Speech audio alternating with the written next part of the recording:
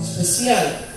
Hechos de los Apóstoles, capítulo 8, verso 26. Cuando lo he encontrado, me confirma con un fortísimo amén. Y vamos hoy por hoy, amados hermanos, a meditar en la palabra de su Dios bajo el tema: un paso de obediencia, el bautismo en agua. Un paso de obediencia, el bautismo en agua. Hechos de los Apóstoles, capítulo 8, versículo 26. Cuando lo he encontrado, me confirma con un fuerte amén. Y leemos la palabra como está escrita, honrando al Padre, al Hijo y al Espíritu Santo. Y la letra dice de la siguiente manera: un ángel del Señor habló a Felipe diciendo: levántate y ve hacia el sur por el camino que desciende de Jerusalén a Gaza, el cual es desierto.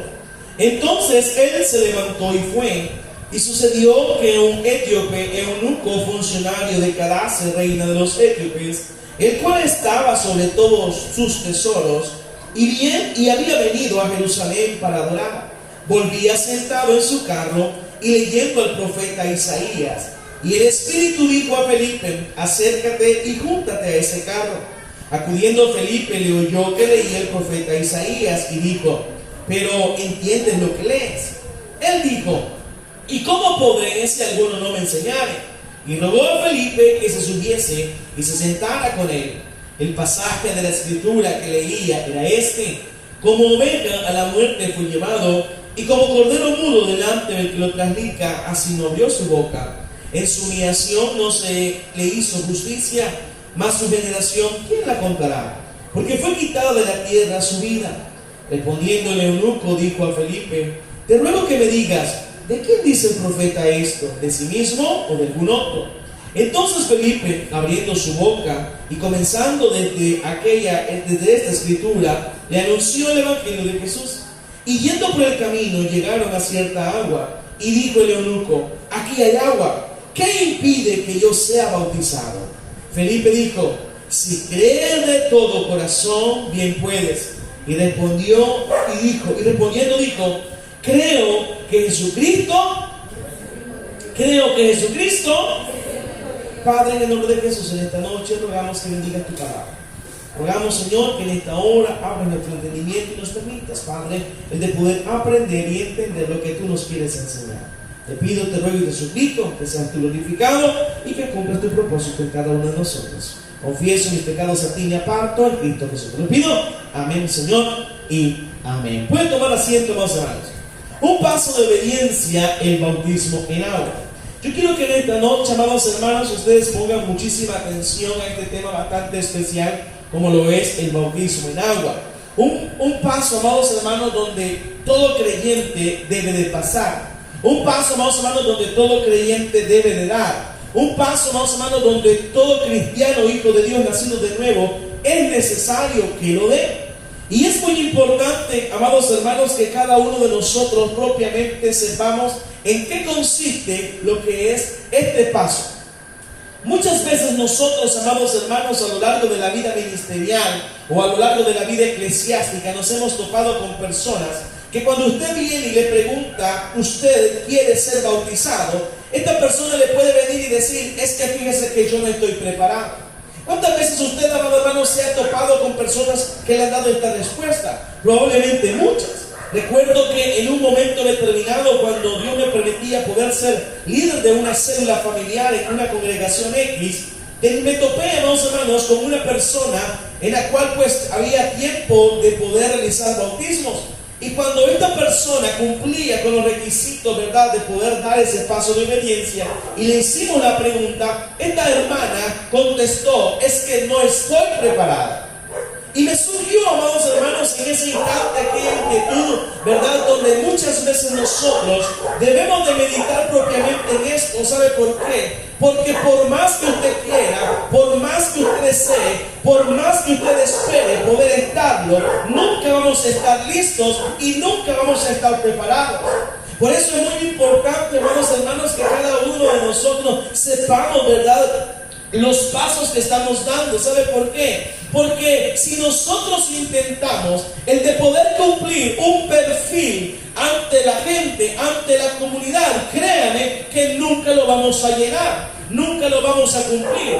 Esto es como cuando los jóvenes, ¿verdad?, recién graduados, llevan su currículo a X empresa, ¿verdad? Y el primer requisito que pide esa empresa son 5 años, 2 años, 3 años de experiencia. Y como los jóvenes, amados hermanos, en este tiempo van a tener oportunidades si no tienen la capacidad de poderse desarrollar. De la misma manera, amados hermanos, funciona el Evangelio, donde cómo usted va a poder crecer, cómo usted se va a poder desarrollar, cómo usted va a poder, amados hermanos, recibir la plenitud, o sea, el total de las bendiciones de Dios, si nunca usted camina como Dios quiere que caminemos. Entonces, cuando nosotros, amados hermanos, ¿verdad?, nos hacemos esta pregunta: ¿qué pasaría si todos nosotros en esta noche, por ejemplo, esperáramos a estar listos principalmente, o si quisiéramos cumplir con todos estos requisitos? Nunca entraríamos al reino de los cielos. Nunca pudiéramos entrar a una iglesia, nunca, amados hermanos, pudiésemos cumplir con un privilegio. ¿Por qué? Porque muchas veces nosotros, amados hermanos, somos quienes nos restamos bendiciones, somos quienes nos restamos, amados hermanos, ese respaldo de parte de Dios, de tal manera que debemos nosotros entender que Dios hoy por hoy lo que está haciendo es ordenando, diga conmigo, ordenando nuestras vidas. ¿Y cómo Dios, amados hermanos, va a ordenar nuestras vidas? A través de su palabra. Entonces debemos de entender que Dios ha entregado a su iglesia, amados hermanos, 2 ordenanzas, o sea, el bautismo en agua y lo que es la Santa Cena. Cuando hablamos, amados hermanos, de estas ordenanzas, ¿por qué se le llama así, pastor? Porque en la Escritura existen mandamientos expresos, ¿verdad?, donde todo creyente o todo cristiano debe de practicarlas. Diga conmigo, practicarlas. Practicarlas. Entonces, es muy importante que nosotros propiamente entendamos, ¿verdad?, que el propósito de estas ordenanzas, amado hermano, es el de ofrecer sacrificios, ¿verdad? El de ofrecer símbolos, no sacrificios, sino símbolos materiales para poder tener verdades espirituales o verdades divinas. Entonces, debemos entender que a través de estos actos, amados hermanos, estos actos simbólicos, ¿verdad?, ilustran verdades espirituales de tal manera que eso nos permite a nosotros poder tener una comunión plena con nuestro Dios. O sea, amado hermano, ¿verdad?, y lo leíamos o lo decíamos cuando estudiábamos acerca de lo que es la Santa Cena. Usted debe de entender que debe de ser partícipe de la Santa Cena, porque al negarse de tomar la Santa Cena, usted lo que está haciendo, amados hermanos, es negar que tiene comunión con Dios. Entonces, cuando nosotros, amados hermanos, siendo creyentes, nacidos de nuevo, sabemos que tenemos que dar este paso de obediencia, pero no lo damos, nos estamos metiendo en problemas. ¿Por qué nos estamos metiendo en problemas? Porque, amados hermanos, eso quiere decir que usted únicamente está reconociendo a Dios en su corazón, pero no lo reconoce públicamente. Esto es, amados hermanos, ¿verdad?, como cuando usted dice: sí soy cristiano, pero nunca le han visto una Biblia. Sí soy cristiano, ¿verdad?, pero nunca lo han visto hablar como cristiano, caminar como cristiano, comportarse como cristiano. Entonces, el bautismo, amados hermanos, debemos de entender propiamente que es una verdad, es una ordenanza que no comunica por sí mismo lo que son símbolos, amados hermanos, de gracia, o lo que son, amados hermanos, ¿verdad?, ninguna lo que es gracia importante, de tal manera que muchas personas se agarran de un texto para decir: si usted no es bautizado, usted no va a recibir. Si usted no es bautizado, usted no va a entrar al cielo. Si usted no es bautizado, usted no va a glorificar a Dios. Entonces, las ordenanzas que la Biblia, amados hermanos, refleja, como lo es el bautismo y la Santa Cena, no comunican por sí ninguna gracia especial, sino, amados hermanos, únicamente son aquellas circunstancias que utiliza elementos materiales para que nosotros participemos en ellas, porque tienen un valor puramente espiritual. O sea que aquí, amados hermanos, aquellos que hoy por hoy se van a bautizar deben de entender y tener claro esto: el bautismo no le suma, el bautismo no le resta. El bautismo únicamente, amados hermanos, es un paso de obediencia que la Biblia estipula por ordenanza de nuestro Señor Jesucristo, ¿verdad? Donde lo único que nos va a dar el verdadero valor de este acto es si yo lo veo desde el punto de vista espiritual. Y es aquí, amados hermanos, ¿verdad?, donde nosotros tenemos que tener mucho ojo con esto. Porque a mí me surge una pregunta: ¿cuántos años usted tiene de que se bautizó? ¿Hace cuántos años usted pasó por las aulas bautismales? Hay una frase, ¿verdad?, que el ministro utiliza y dice: muerto y sepultado, resucitado a una nueva vida. Entonces, ¿cuántos de nosotros, amados hermanos, pasamos por las aguas bautismales, dimos, ¿verdad?, este paso, nos dijeron esta frase, pero seguimos en la misma situación? Seguimos en la misma vida, seguimos en el mismo pleito, seguimos en la misma discordia. ¿Por qué será? Porque, amados hermanos, debemos de entender propiamente que los materiales o los elementos materiales que participan en ella tienen un valor puramente espiritual. O sea que si usted no ve, amados hermanos, este acto, este paso con los ojos espirituales, entonces no tiene valor, es en vano. Por eso, ¿verdad?, hay una alabanza que dice: dos seres hay en mí. ¿Alguien ha escuchado? ¿Qué dice esa alabanza? Que hay en el cuerpo, en la persona, una lucha entre el bien y entre el mal. Entonces, amados hermanos, nosotros tenemos que tener propiamente mucho cuidado en esta parte. ¿Sabe por qué? Porque si nosotros dejamos que nuestra vieja naturaleza, que ya debería estar muerta, porque así lo vamos a ver en la Escritura, no tendríamos por qué tener una lucha como esta. Y muchas veces nosotros, amados hermanos, nos justificamos diciendo: es que, pastor, estamos en el mundo, es que somos carne, es que somos imperfectos. Sí, pero nadie le pone la pistola en la cabeza para que usted hable de más. Nadie le pone la pistola en la cabeza, amados hermanos, para que usted se ande defendiendo. Es que, pastor, si yo no me defiendo, ¿quién lo va a hacer? ¿Qué dice Éxodo 14:14? Y Jehová peleará por vosotros y vosotros estaremos tranquilos, amado hermano. Y es aquí donde la palabra del Señor, ¿verdad?, es un libro que tiene poder. Es un libro, amados hermanos, ¿verdad?, que tiene vida. ¿Cuándo, pastor? Cuando yo comienzo a vivirla, cuando yo comienzo a practicarla. Entonces, nótese, amados hermanos, que los beneficios de las ordenanzas se reciben únicamente cuando el creyente toma conciencia de este acto. Cuando el creyente, más o menos, toma conciencia de su significado y las practica en el Espíritu, de tal manera que Dios permite que nuestra vida sea transformada. Platicaba el día de ayer con alguien, ¿verdad?, y me decía: pastor, ¿cuáles son las funciones que tiene el Espíritu Santo en este tiempo? Y yo le decía: mire, el primero, amado hermano, la primera función que el Espíritu Santo tiene en este tiempo es el de darte testimonio, ¿verdad?, de que nosotros somos hijos de Dios. Uno. Dice Juan, capítulo 16, verso 15, si no estoy mal, dice, ¿verdad?, que Él permite que a través de lo que Él hace, nosotros seamos convencidos de pecado, de justicia y de juicio. Y otro, amados hermanos, de las labores que Él hace, ¿verdad?, es glorificar lo que Jesús hizo en la tierra. Y otra de las funciones que Él hace también, amados hermanos, ¿verdad?, en nosotros es consolarnos. Entonces, ¿cuándo el Espíritu Santo va a tener un impacto? ¿O cuándo el Espíritu Santo va a poder ejercer cada una de sus funciones en nosotros? Cuando yo se lo permito.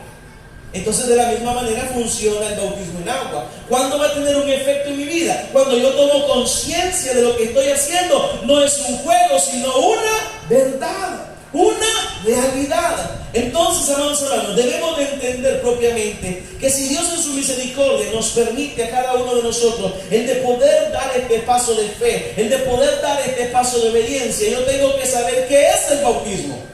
Y lo hemos repetido en reiteradas ocasiones en este lugar. Y decimos, amados hermanos, que el bautismo es un acto público de fe. Dígalo conmigo. El bautismo es un acto público de fe. Eso es el bautismo.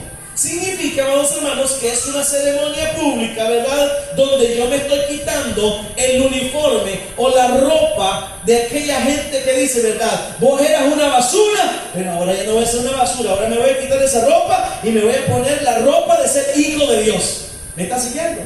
Eso es lo que significa el bautismo, amados hermanos. Significa, ¿verdad?, públicamente, el de que yo estoy reconociendo que he aceptado a Jesucristo como mi único y suficiente Salvador personal, y ahora yo estoy dando un paso más de fe, donde Él viene a sellarme en mi totalidad, y eso permite que durante esta ceremonia, amados hermanos, yo le estoy diciendo al mundo tres verdades importantes. Yo quiero que las anoten. El bautismo expresa simbólicamente tres verdades importantes, y la primera de ellas es la muerte del creyente a una vida de pecado. Ojo con esto.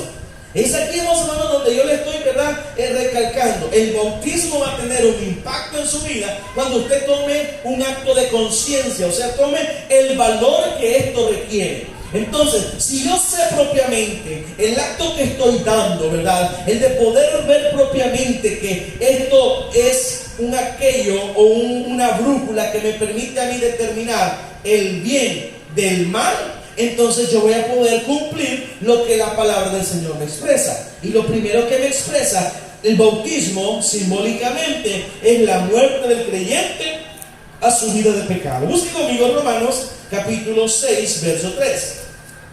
Romanos capítulo 6, verso 3. No voy a perder esa cita porque la vamos a ocupar, ¿verdad?, en varios momentos. Romanos capítulo 6, verso 3. ¿Lo encontró? Léelo conmigo. ¿O no sabéis, dice, que todos los que hemos sido bautizados en Cristo Jesús, oiga, hemos sido bautizados en su muerte? Porque somos sepultados, ¿qué dice?, juntamente con Él para muerte por el bautismo, a fin de que como Cristo resucitó de los muertos por la gracia del Padre, así también nosotros andemos en vida nueva. Porque si fuimos plantados juntamente con Él en la semejanza de su muerte, así también lo seremos en la de su resurrección. ¿Y qué dice el 6? Sabiendo esto, que nuestro viejo hombre, oiga, fue crucificado juntamente con Él, para que el cuerpo del pecado sea destruido, a fin de que no sirvamos más. ¿A qué dice? Y miremos, hermanos, aquí voy a tomar ilustraciones de otras predicaciones, por ejemplo, del domingo, donde predicábamos a todo o nada. Y el texto que leíamos, amados hermanos, en ese día, decía, ¿verdad?, que aquel que quiera venir en pos de mí, ¿qué dice? Niéguese a sí mismo, tome su cruz. ¿Y qué aprendíamos de la cruz? Aprendíamos, amados hermanos, que cuando se nos dice en esa porción, niéguese a sí mismo, tome su cruz, no se trata, amados hermanos, que usted debe todo el tiempo vivir en sufrimiento, en pobreza, en enfermedad. No, no se trata de eso. Se trata, amado hermano, ¿verdad?, que cuando el Señor Jesucristo tomó su cruz y caminó por aquella vía dolorosa hacia el Gólgota, lo que Él estaba demostrando era de que su cuerpo de pecado, su cuerpo pecaminoso, amados hermanos, iba a ser destruido. ¿Para qué? Para la gloria de Dios. Entonces es aquí donde el apóstol Pablo claramente nos está diciendo: ¿o no sabéis que todos los que hemos sido bautizados en Cristo Jesús hemos sido bautizados en su muerte? O sea, amado hermano, que usted y yo pasamos las aguas bautismales propiamente, tomando la cruz del Señor para poder hacer morir nuestra vida de pecado. O sea, amado hermano, ¿verdad?, que si usted decía, por ejemplo, 10 malas palabras en el día, ya no debería de decirlas. Ese deber ser, ya no debería de decirlas, ¿verdad? ¿Por qué? Porque cuando usted se bautizó, usted, amados hermanos, ¿verdad?, vino y hizo morir a su viejo hombre. Pero vamos más allá. Cuando usted aceptó a Cristo en su corazón como su Salvador personal, sucedió algo. Tomó la cruz, se negó a sí mismo y hizo morir su vida de deseo, su vida de pecado, ¿verdad?, para que Él fuera glorificado. Entonces es aquí donde el bautismo nos expresa, amados hermanos, simbólicamente la muerte, ¿verdad?, a una vida de pecado. La segunda verdad que nos enseña el bautismo, amados hermanos, es que su sepultura al mundo. O sea, ya muertos, amados hermanos, espiritualmente, ¿verdad?, hablando todo esto, ya muertos, amados hermanos, a una vida de pecado, debemos de sepultar, ¿verdad?, lo que es ese viejo hombre. ¿Por qué es importante sepultarlo? Dice un adagio popular que el pez a los 3 días fuera del agua, ¿qué sucede? ya hiede. Y se imagina usted, amados hermanos, tener aquí, ¿verdad? Un cadáver, un difunto.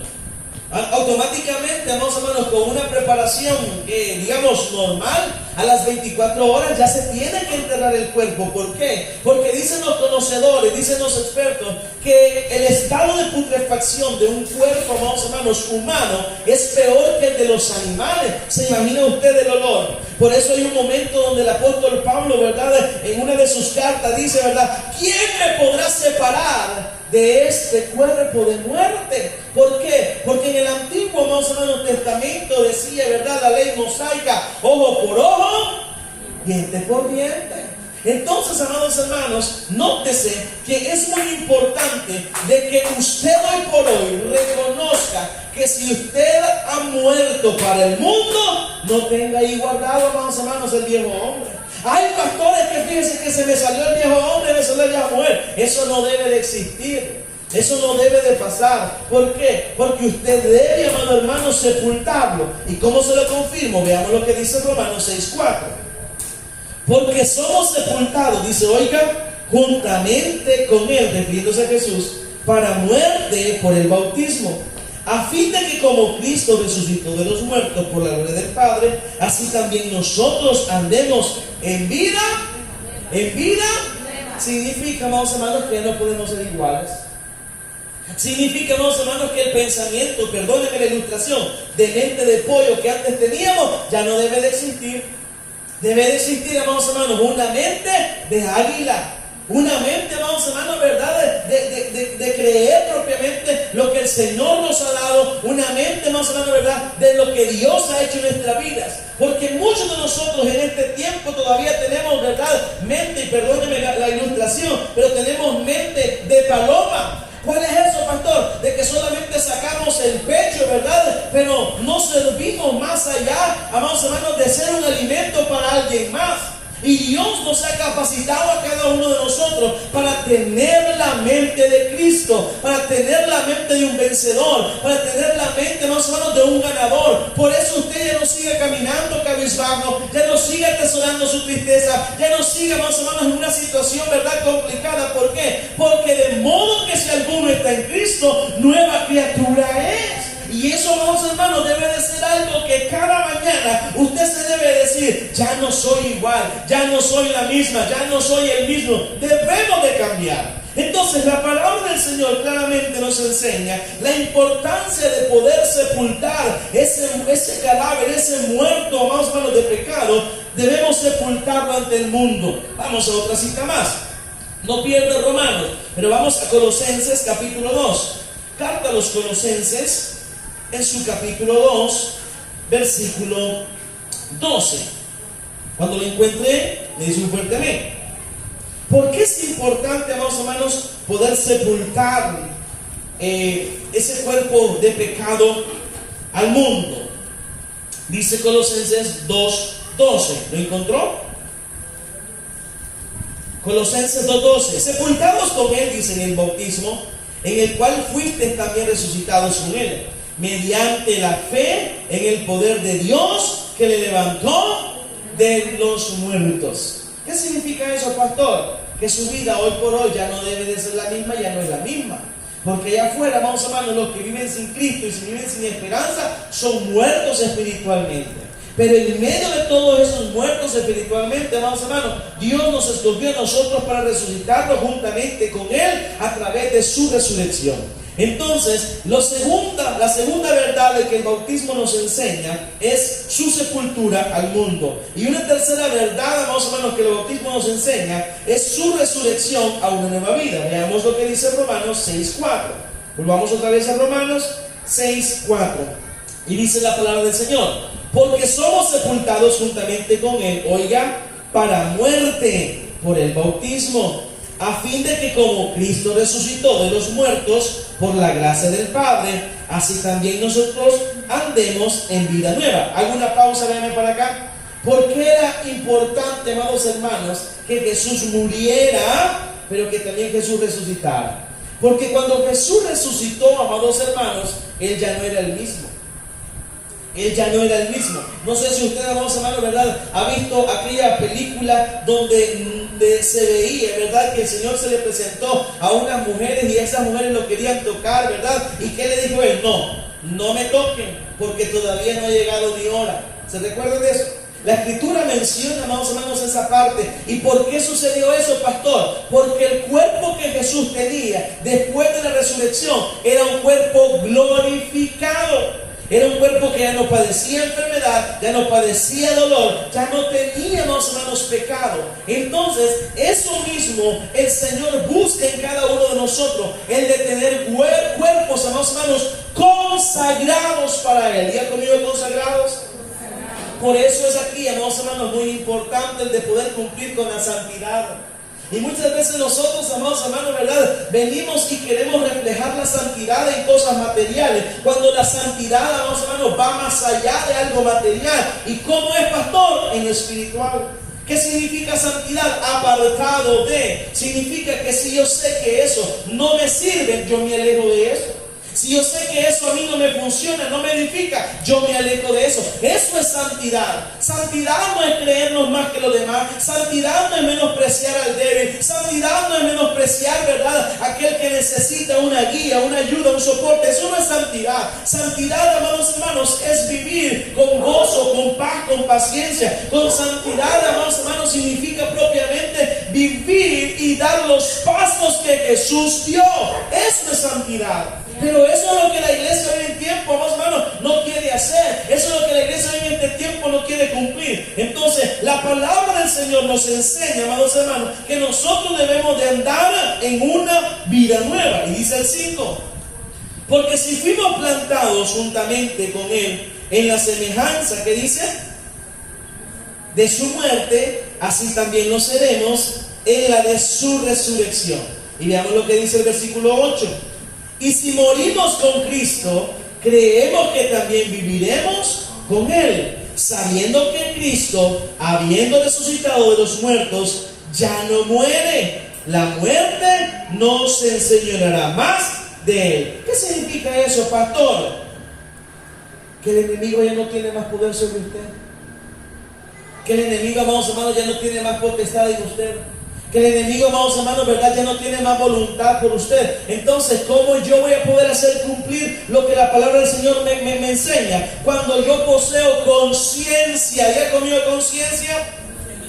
De estas verdades, amado hermano, y su vivencia personal. Esto es lo que reviste el bautismo, de tener un valor propio, un valor espiritual, de tal manera que existe, amados hermanos, la experiencia, óigame, de pecar, de ya no seguir pecando, de morir al pecado, de tal manera que resucitemos a una nueva vida en Cristo. Quiero preguntarle en esta noche, ¿cuántos alguna vez nos hemos enamorado? Levanten la mano. Así de verdad, ya sea hoy joven, ya sea adulto, ¿verdad? ¿Cuántos nos hemos enamorado alguna vez? Cuando usted está enamorado, amados hermanos, y siente, ¿verdad?, ese montón de mariposas en el estómago, sucede un fenómeno. ¿Y cuál es, pastor? Que usted no tiene ojos nada más que para la persona que está enamorada. ¿Alguien le ha pasado eso? Que usted está tan enamorado, ¿verdad?, de ese que camina todo raro, que mira todo raro, que habla todo raro, pero usted dice, es que es una chulada, pastor, es un querubín del cielo, si usted lo conociera. Cuando usted está enamorado, no tiene vista para nadie más. Entonces, eso, amado hermano, en el cuerpo, ¿verdad?, en eso, más o menos, en nuestra mente produce algo que se llama fidelidad. ¿Ya conmigo fidelidad? Que no tiene ojos para nadie, no quiere dañarlo, ¿verdad? No quiere dañarlo, usted simplemente quiere agradarlo. Entonces, cuando nosotros, amados hermanos, venimos y tomamos esa conciencia de lo que representa el Señor en nuestra vida, sucede un fenómeno que se llama fidelidad. ¿Y qué significa eso, pastor? Que usted no quiere dañar al Señor, usted no quiere ofender al Señor. Usted al contrario quiere agradarlo, usted más o menos quiere hacer lo mejor para Él. Entonces, amados hermanos, propiamente en esta noche lo que el Señor nos está pidiendo es que entendamos estas verdades espirituales de tal manera que nuestra vida ya no sea la misma, que nuestra vida sea una vida diferente, que nuestra vida, más o menos, hermanos, sea una vida transformada, una vida donde su presencia renueve nuestro espíritu. El bautismo no es un requisito para la salvación. Esta depende únicamente de los méritos de Cristo. No obstante, el bautismo es ideal, amado hermano, para tener propiamente una comunión real con Dios. O sea, usted no puede venir a decirle a Dios, Dios, yo te amo. O por ejemplo, usted no puede venir a decirle a su esposo, ¿verdad? O a su esposa, yo te amo, si no se lo demuestra. ¿Me está siguiendo? Lo mismo funciona en el Espíritu. Lo mismo funciona en el Señor. El bautismo, amados hermanos, significa o representa estas verdades de tal manera que nosotros propiamente sepamos que me va a permitir poder tener una comunión real con Dios. ¿Por qué? Porque es parte de nuestra obediencia. Es parte, amados hermanos, de lo que la Escritura nos enseña. Aunque el valor del Espíritu se encuentra propiamente en la vivencia de su significado, resulta, amados hermanos, muy importante el cuidar las formas ceremoniales donde se practica eso, cómo se señala eso y cómo se da, amados hermanos, el que debemos de tener, cómo se realiza el bautismo. Lo primero lo que se realiza, ¿verdad?, es teniendo en cuenta que se debe de hacer en el nombre del Padre, del Hijo y del Espíritu Santo. Porque así lo enseña, amados hermanos, Mateo capítulo 3, ¿verdad? Mateo capítulo 28, así nos lo enseña. Verso 19. Luego, amados hermanos, lo segundo que debemos de cuidar es la forma de cómo se realiza. Y el bautismo se realiza a través de inmersión en agua. Inmersión en agua. La palabra del Señor, allá en Hechos capítulo 8, versículo 26, específicamente, ¿verdad?, en el verso 38, en el 36 dice la palabra: y yendo por el camino llegaron a cierta agua, y dijo el eunuco: aquí hay agua, ¿qué impida que yo sea bautizado? Felipe dijo: si crees de todo corazón, bien puedes. Y respondiendo dijo: creo que Jesucristo es el Hijo de Dios. Y mandó parar el carro, y descendieron, dice, ambos al agua. Y Felipe y el eunuco, y le bautizó. Y dice el 39: cuando subieron del agua, el Espíritu del Señor arrebató a Felipe, y el eunuco no le dio más, y siguió, ¿cómo dice su camino? Gozoso. Entonces, ¿qué nos está enseñando la palabra del Señor en esta noche, amados hermanos? En primer lugar, nos está enseñando propiamente que dice cuando subieron. No, amados hermanos, ¿verdad? Ahí dijera, cuando le echó el chorrito en la cabeza, cuando hizo esto. No, dice cuando subieron. Significa que ellos se sumergieron en el agua, descendieron, dice el verso 37, el verso 38. Entonces el 39 dice: cuando subieron del agua, el Espíritu del Señor arrebató a Felipe. Entonces vemos que debemos de tener mucho cuidado cómo se realiza el bautismo. Y lo primero es a través de una práctica de inmersión, y lo segundo a través de honrando lo que representa el Señor, en el nombre del Padre, del Hijo y del Espíritu Santo. Esa es la fórmula, vamos hermanos, a emplear. ¿Para qué? Para que Dios sea exaltado. Y termino con esto, vamos hermanos. La iglesia cristiana evangélica, oigan bien, no cree en el bautismo de infantes. ¿Por qué, pastor? Porque principalmente esta creencia nace, vamos hermanos, creyendo que el pecado original es quitado en esta práctica. Pero vemos en Hebreos capítulo 9, verso 26, que el único sacrificio que borró el pecado, vamos hermanos, y el pecado original fue el que hizo Jesús en la cruz. Entonces no podemos venir a decir que el bautismo de un infante, vamos hermanos, ¿verdad?, va a quitar el pecado original. No, lo va a quitar cuando nosotros aceptamos a Cristo como nuestro Salvador personal. Y lo segundo, amados hermanos, ¿por qué no creemos en el bautismo de infante? Es porque no existe una conciencia, ¿verdad?, del acto que se está realizando. Hemos visto que para que el bautismo tenga efecto en la persona, en el creyente, tiene que tener conciencia de las tres verdades que nos han enseñado. ¿Cuál es la primera, dijimos? ¿Cuál es la segunda? La tercera, ¿candidatos? Es importante, amados hermanos, que nosotros propiamente no olvidemos lo que Jesús ha hecho en el mundo del pecado. Pero sobre todo, no olvidemos aquello que nos va a permitir el de poder acercarnos y el de poder decir con convicción: Señor, no te dejaré hasta que me bendigas. El que tenga oídos para oír, que oiga. Vamos a orar en esta noche.